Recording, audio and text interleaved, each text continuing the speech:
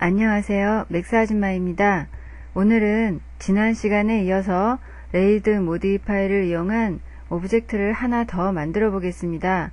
와인잔을 만들어 볼 것인데요. 먼저는 그 잔을 만들기 전에요. 어떤 곡선이 들어간 그 모양으로 만들까 먼저 생각해 보셔야 되겠지요. 본인이 직접 그 디자인해 놓은 제품일 경우에는요. 맥스에서도 물론 그 본인의 의지대로 잘 그려주시면 될 것이고요. 맥스를 처음 시작하시는 초보자의 경우에는 나만의 작품을 만들기에 앞서서 일단은 이것저것 많이 만들어 보는 것이 맥스에 빨리 익숙해지시는 길입니다. 네, 오늘 만들 이 와인잔의 경우에는요. 제가 이 강의를 만들기에 앞서서 인터넷에서 와인잔이라고 하는 제목으로 검색을 했습니다. 여러가지 와인잔 중에서 마음에 드는 디자인을 하나 다운로드 받았고요. 맥스의 바탕화면에 이 사진을 깔아놓고 사진 그대로 곡선을 따라서 먼저 라인을 그려주고 나서요. 나머지 작업을 한 것입니다. 제 경우에는 캐드를 할 줄 모르기 때문에요.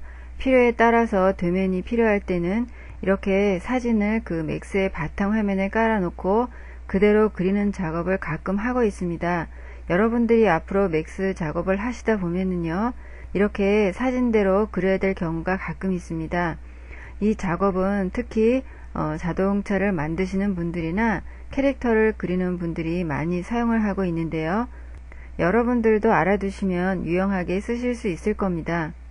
제가 첨부해 드린 그 와인잔의 파일을 여러분들이 보시면은요, 이 와인잔의 경우에는 제가 그 포토샵에서 적당하게 잘라준 것이고요. 이 그림을 맥스로 불러올 것인데요. 그 전에 이 그림 파일을 미리 열어서 보시면은요. 그림 하단에서 이 그림의 사이즈를 확인하실 수 있습니다. 227에 402 사이즈인데요. 기억을 해 두시고요. 맥스에서 작업을 시작하겠습니다.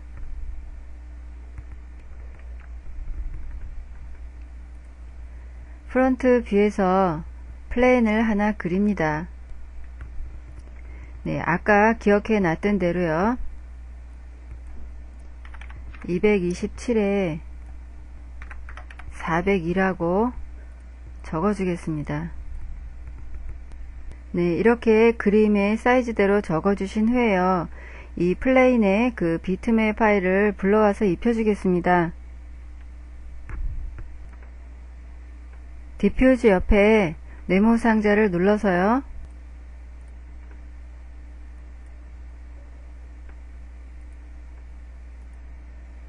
네, 이렇게 그림 파일을 플레인에 입혀줬는데요. 보시면은요, 이 퍼스펙티브 뷰에서는 그림이 보입니다.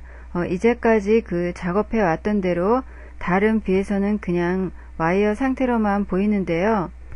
프론트 뷰에서 라인을 그리는 작업을 해줘야 되기 때문에요.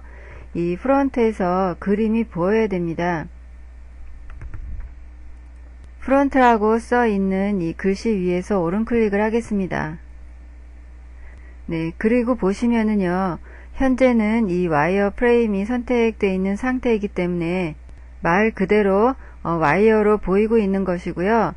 그 위에 있는 이 스무스 앤 하이라이트를 선택을 하시게 되면, 네, 제가 선택을 해 보겠습니다. 이제는 아까 적용시켜줬던 그림을 프론트 뷰에서도 보실 수가 있습니다. 네, 이것도 역시 단축키를 많이 사용을 하는데요. F3을 한 번씩 눌러 보시면 누를 때마다 그 선택되어 있는 뷰가 와이어 프레임 상태와 또 하이라이트 상태로 왔다 갔다 합니다. 제가 키보드에 F3을 한 번씩 눌러 보겠습니다. 네, 이것도 역시 와이어 프레임 상태가 메모리를 적게 소요하기 때문에 기본으로 이렇게 되어 있는 것이고요. 필요에 따라서는 F3을 눌러가면서 편하게 작업을 하시면 됩니다.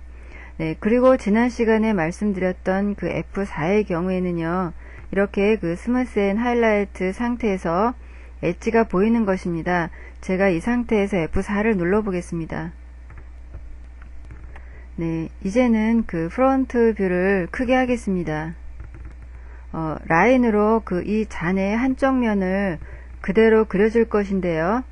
이 라인을 그려주기 전에요. 플레인이 그 선택된 상태에서요. 화면 맨 하단 아랫부분에서요. 이 플레인의 그 포지션 값을 전부 0으로 입력을 해주겠습니다. 네.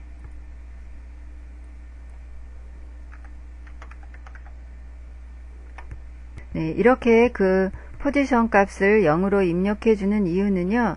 나중에 잔을 다 그리고 나서 버텍스 작업을 해줄 때 다시 설명을 드리도록 하겠습니다.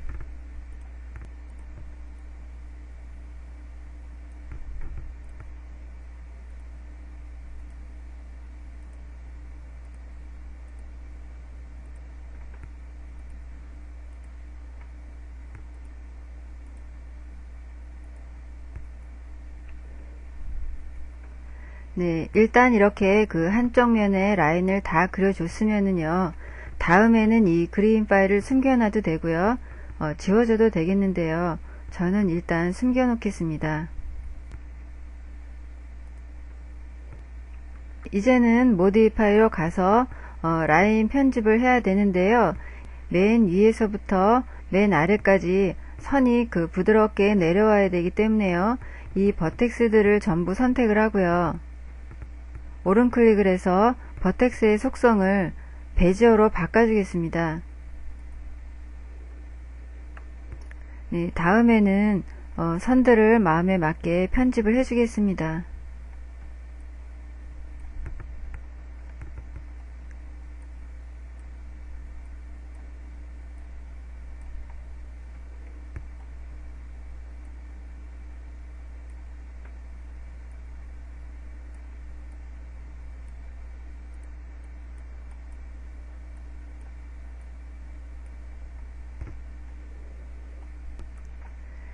버텍스들의 편집이 다 끝났다고 생각이 되시면은요, 이제는 두께 값을 주기 위해서 아웃라인을 선택을 하겠습니다.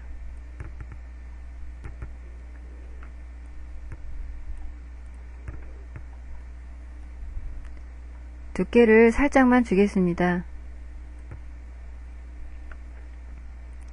네, 다음에는 역시 레이드 모디파이를 적용을 하고요.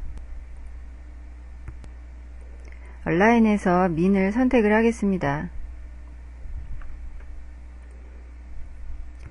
이 잔의 경우에는요, 투명한 매핑을 해줘야 되는데요. 그렇게 되면 그 위에 부분은 당연히 두께 값이 필요합니다. 그런데 이 아랫부분을 보시면은요, 여러분들이 보시는 것 같이 안쪽이 막혀 있어야 되는데요. 현재 이렇게 뚫려 있습니다. 이 아래 부분의 경우에는요, 그냥 두께가 없는 유리 재질로 들어가야 되기 때문에 이 아래의 세그먼트들은 필요가 없습니다. 그래서 필요 없는 세그먼트를 지워주겠습니다.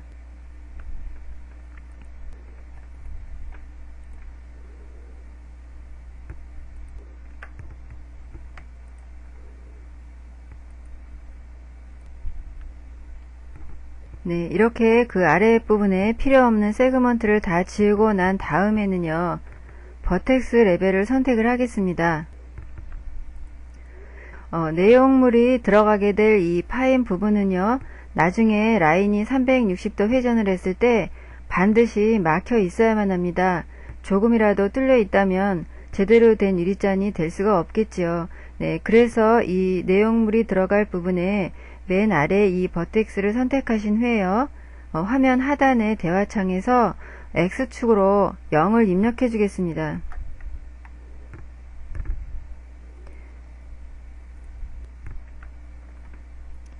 모양을 좀 다듬어 주고요. 역시 이 아래에 있는 버텍스도 선택을 하시고요. 똑같이 0으로 입력을 해 주겠습니다.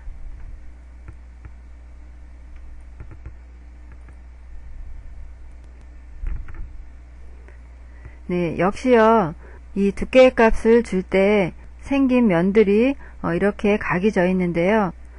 현재는 이렇게 베지어가 선택이 됐다 할지라도 이 핸들을 조정해 주기가 어렵습니다. 네, 그래서 다시 오른 클릭을 해서 일단 스무스를 바꿔 주시고요. 또 다시 베지어로 바꿔 주겠습니다. 네, 그런 다음에 라인 편집을 다시 해주겠습니다.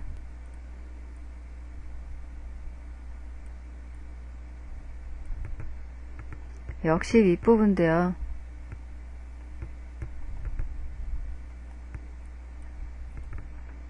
스무스로 주시고요. 네, 다시 베지어로 바꿔주겠습니다.